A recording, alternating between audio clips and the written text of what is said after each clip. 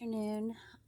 I wanted to elaborate more on my last video about demons, and I might have to break this video up in a couple of sections just to keep it short because my last video just kind of cut off because my memory was too full, and I've freed up some memory, but I still want to keep my videos kind of short.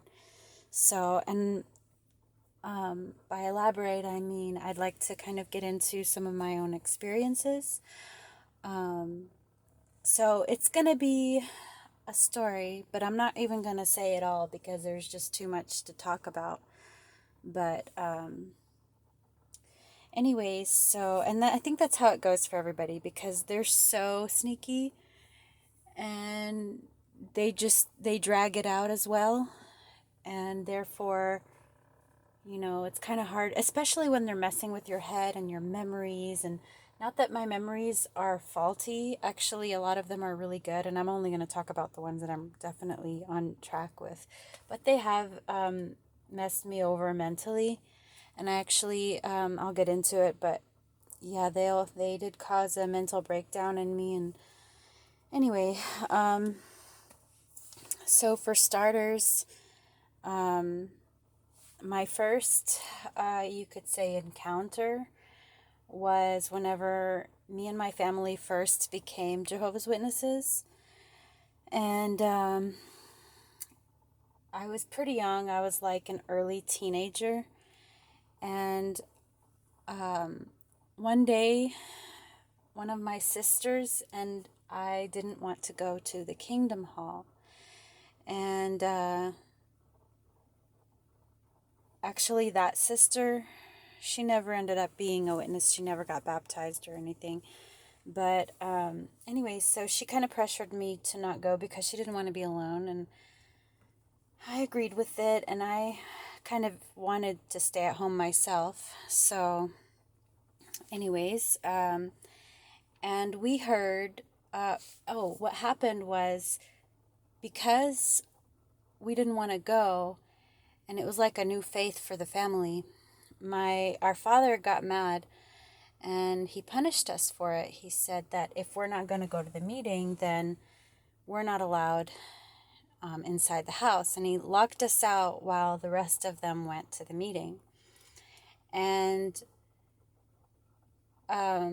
so while we were outside, it was like very early fall, so it was a little bit chilly outside.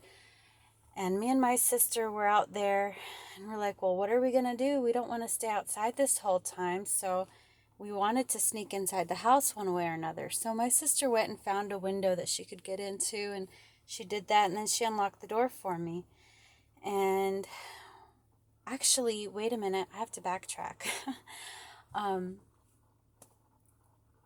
We wanted to get in, and when we were like close by the house, we heard footsteps running through the house.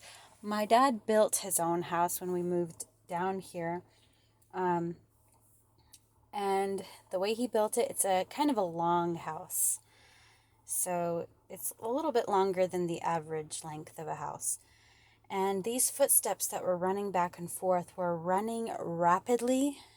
And there is a door that divides part of the house from the rest of the house in it.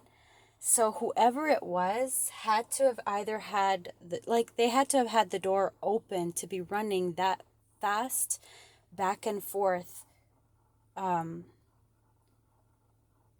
through there. So after my sister got in and opened the door for me, we kind of looked around in every room because we thought somebody stayed behind. And that door that divides the house, it was closed, not locked, but closed. So that was interesting.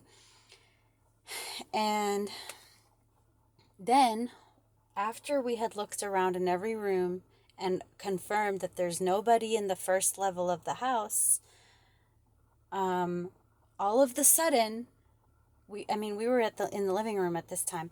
All of the sudden, the same footsteps in the attic, back and forth from one end to the other, back and forth and back and forth. And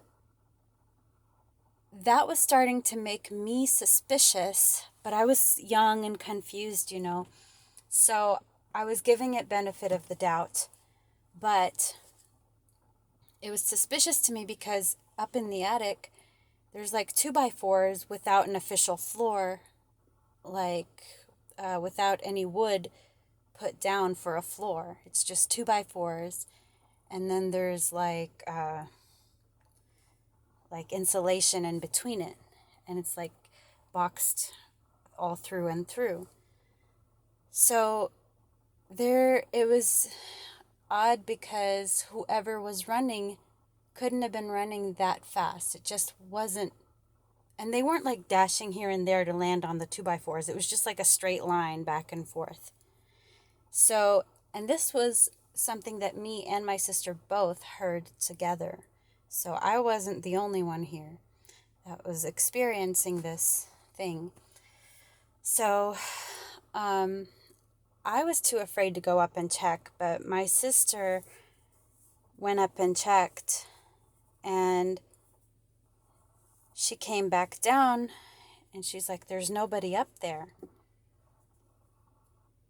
And at that point, I sunk down into the couch and began praying to God.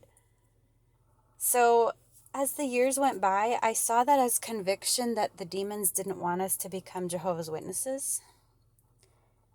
But as the years would continue, I think what I've learned about the experience is that